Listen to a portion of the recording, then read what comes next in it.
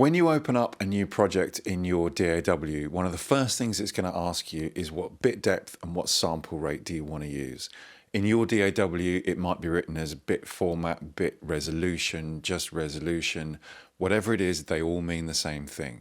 So I'm going to explain what both terms mean and then how they apply to you when you're recording.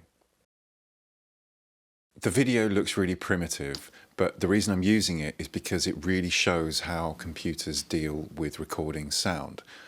Computers can't record a continuous stream of sound.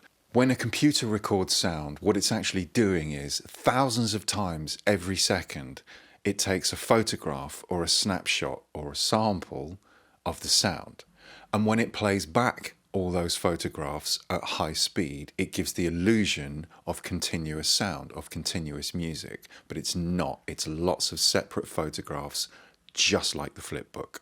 So when we talk about sample rate, what we're talking about is how often, every second, does the computer take a photograph or sample of the sound that it's hearing.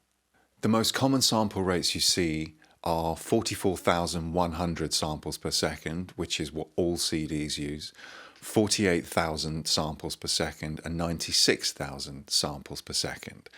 It's measured in kilohertz, so you'll see it written as 44.1 kilohertz or 48 kilohertz or 96 kilohertz, maybe even just 44.1K or maybe even just 44.1. And it always means how many samples does the computer take in 1 second. On a technical note, because it will become relevant in a second, high sample rates capture high frequencies much better than low sample rates. So that's going to become really important when we need to decide which sample rate we use when we record. If you've ever changed the quality of a video on YouTube like this, what you're actually doing is changing the bit depth. What bit depth does, it just changes the quality of the photographs or samples that the computer is taking of the audio. So they can be high quality, low quality, or anywhere in between. And the two most common bit depths in audio are 16-bit and 24-bit. We can see that higher sample rates are going to give us a smoother sound.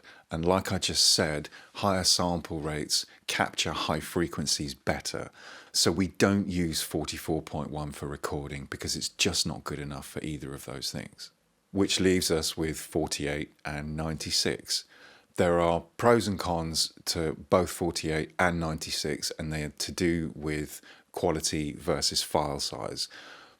96K files are twice the size of 48K files, but they don't actually sound twice as good. So lots of people will argue that that tiny quality increase just isn't worth the doubling of the file size. So it's entirely up to you whether you use 48 or 96. The downside of 96, of working with big files, is that potentially your computer might struggle and they can be a real drag to send to people on the internet. On to bit depth, we know that the bit depth controls the quality of the photograph or the sample that the computer takes, thousands of every second. If quality was a scale, 16-bit would have a quality of 65,000. 24-bit would have a quality of nearly 17 million. 24-bit just captures audio much, much better than 16-bit.